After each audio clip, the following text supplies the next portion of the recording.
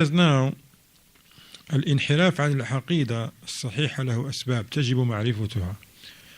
He says deviating from the sound creed, there are things that lead to this. It's not just people get up and they deviate.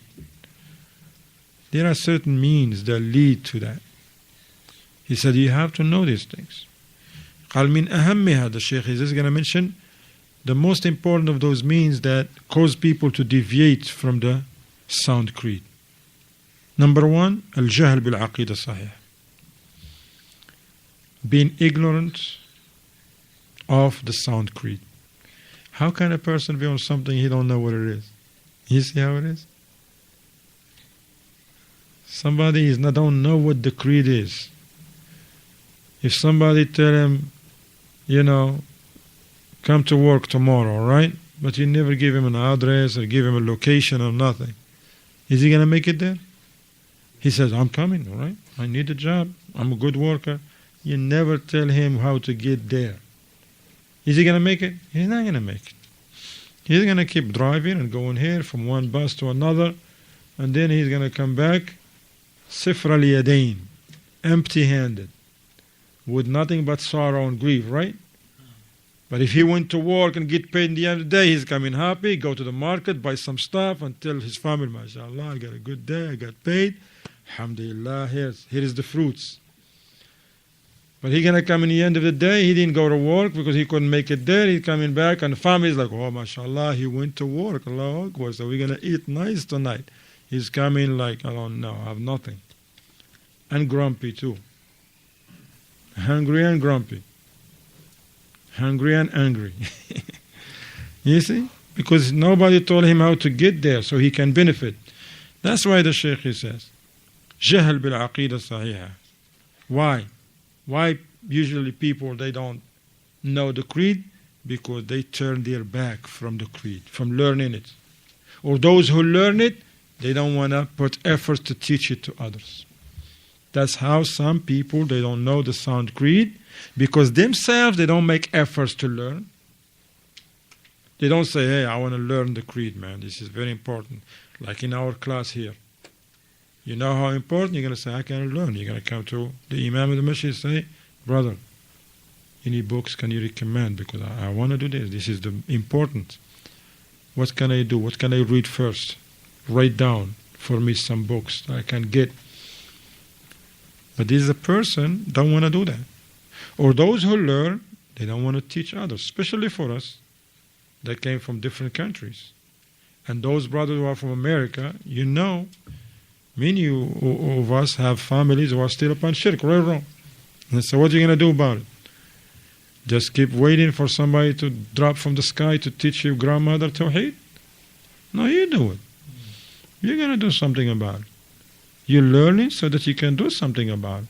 You learn the right way. He says, SubhanAllah, Alhamdulillah, Allah guide me to Tawheed, to the Aqeedah Sahiha. SubhanAllah, there's a lot of people around me that they're not. What can I do to help them? Same way you've been in a building and that building caught in fire, and Allah made a way out for you. But these families of yours, they still trapped in there. What you do? Just go get a coffee from Dunkin' Donuts and call it a day, or just go take a nap? Would someone in his right mind do that? His wife, children, grandmother, cousins, nephews, they still in the building that is bursting in fire. Just because he make it out, he's going to go, I don't know where, to the mall, buy new sneakers? No, he's not going to do that. What are you going to do usually? Huh? Hey, try to get him. But if he cannot get him, what do he do? Get help. Is he going to get help 2 weeks later? When? He's going to go make an order, sandwich, and then go get help? He's not going to care about no. Is he going to go to work? He don't care about work. He's not going to care about no food, nothing. He's going to be helping, screaming. Help, please, somebody. That's my grandmother, my children over there. That's my uncle over there. Please, stop, help. Wow. Some of our families, they're in the same predicament, man. They're upon shirk. Are we really doing something to try to help them and call them?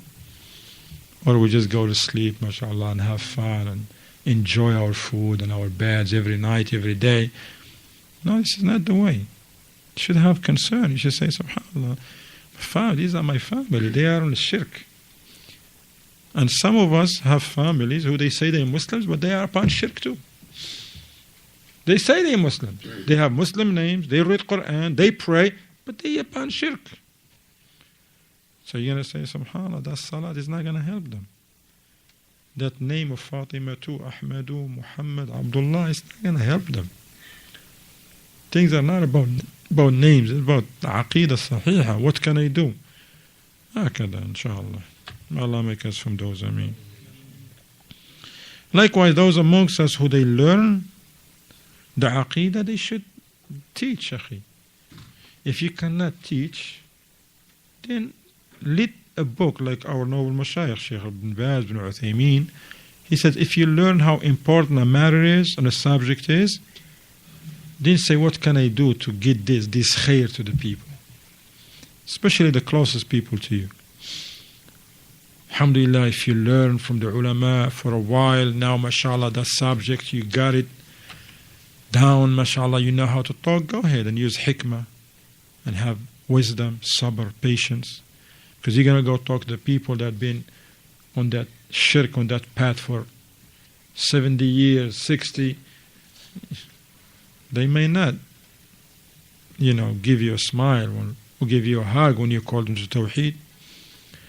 But you have to have patience. Expect that they're going to give you a hard time, because this happened to the prophets. Alayhimus salatu wassalam. They were hurt, they were oppressed, they were driven away from their homes, and some of them were killed, as Allah tells us. So don't say, oh, this is it. Grandma, you want to go to hellfire? Let it be. Why? Because grandma says, hey, don't talk to me about this stuff anymore. All right, you want to burn in hellfire? I'm going to make dua against you from now on. This is not right, man. You be patient.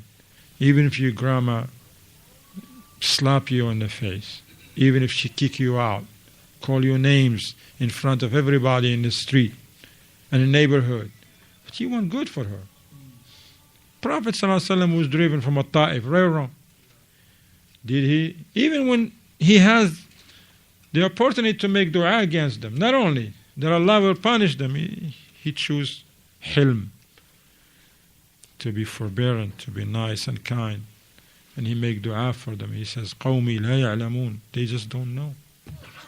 Same way, say, my grandma don't know, my grandfather don't know, my mother don't know, my father don't know. They just don't know what's good for them. Share with you a brother, subhanAllah, story of a brother, a good brother from up north in New Jersey. He passed 10 days ago, rahimahullah, from cancer. SubhanAllah. But since I know him in 2006 or 2007, he always talk about his mother.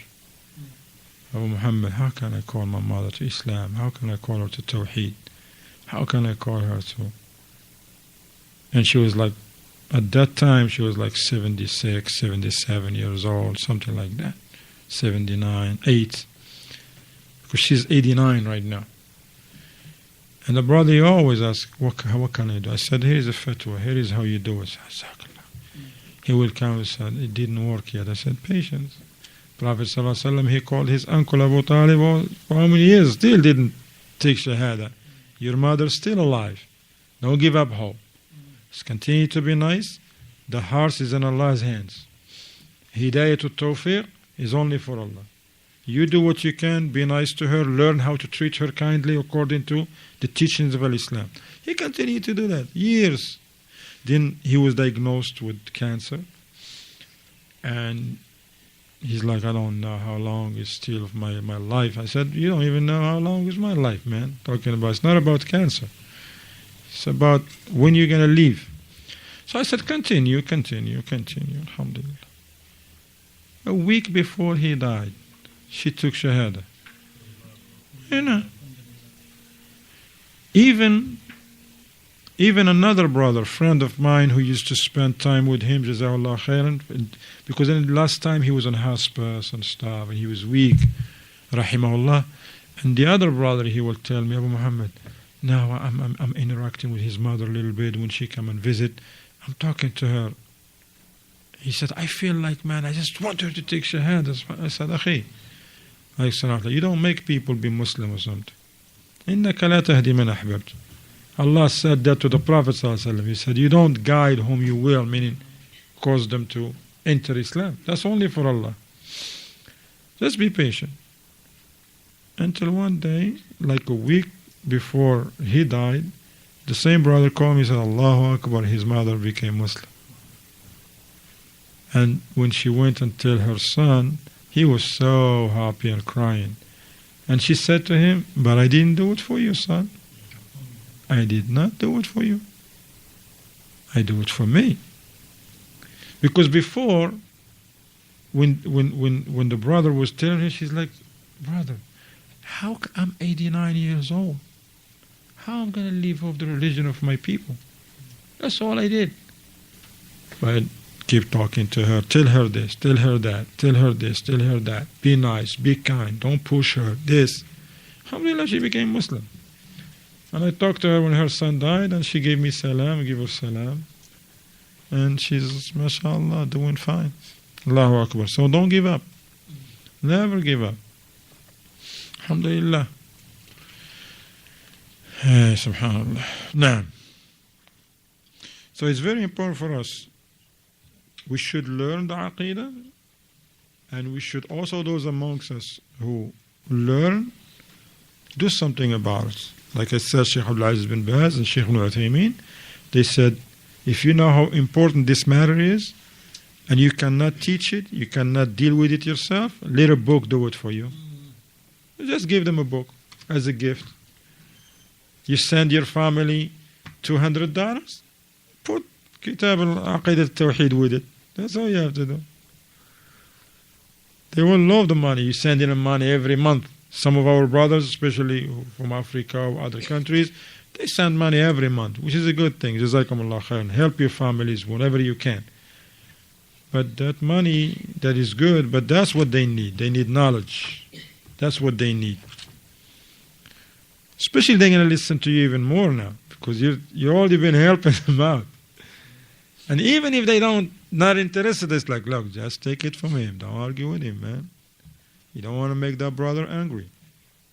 Because we need that money. And you never know, one day, alhamdulillah, you click. هكذا. Let a CD do the talk. Invite them one day to a class. Because tawfiq is from Allah. Sometimes a person comes to a class and that's all they need. They hear something and it goes straight to the heart. And that was a changing point in their lives. Those who don't know the Aqeedah, Ikhwan, and they don't know what, if we are not teaching the Aqeedah, then some generations they're going to grow up. They don't know what the Aqeedah is. Look in some Muslim countries. You got people, they just say they're Muslims. They're Muslims by affiliation and that's it. They don't know anything about Islam, not along the proper Aqeedah. They don't know anything about Allah, about the Sahaba, about the Prophet ﷺ.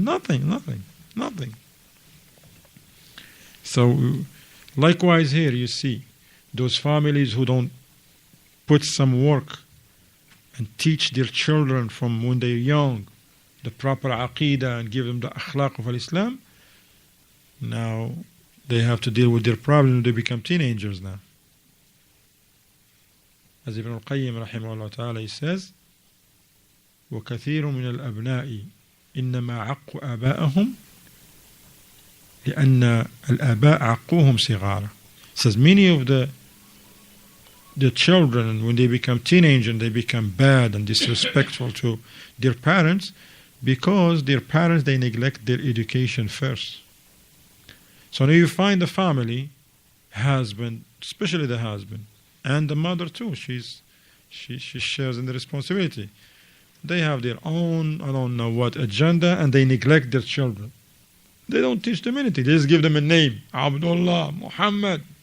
Don't eat pork, all right? We're Muslims. No pork. Huh? We Muslims. We don't drink alcohol. But what is the Aqeedah? What is the Aqeedah Sahihah? They don't teach them the creed. They don't teach them about Allah. they grow up just like he's a Muslim.